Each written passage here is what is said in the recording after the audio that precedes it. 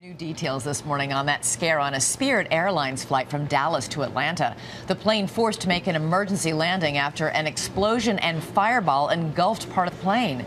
Federal investigators are now saying it was an uncontained engine failure. ABC's David Curley is at Dulles International Airport with the very latest on this. Good morning, David. Morning, Elizabeth. It's a scary time, not just for the passengers, but for the pilots, too, when an engine explodes. This morning, new details on exactly what happened to that Spirit Airlines jet. Emergency inbound.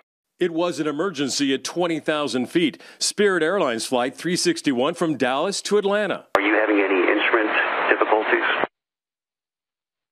55, yes. It was just a few minutes into the flight when the passengers felt and heard an explosion coming from the plane's left engine. When the engine actually blew up and the fireball went by us and all that, the plane started shaking violently. In that passenger compartment, smoke started filling the cabin.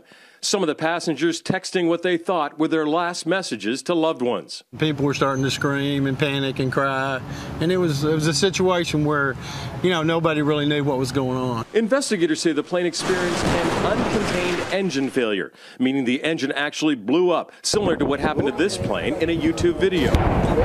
Engines are designed that if something goes wrong and breaks, the debris exits in a contained manner out the back of the engine.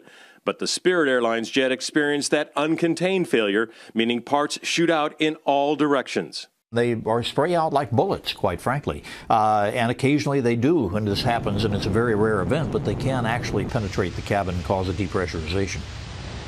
A small NTSB team is on the scene in Dallas this morning to see how much damage there was to the aircraft beyond the engine. And Elizabeth, they had to send and call back from furlough some experts on black boxes before Congress reopened the government. They're down in Dallas as well. Elizabeth? All right. Scary, scary moments on board that Could flight. not imagine being on that one, yeah.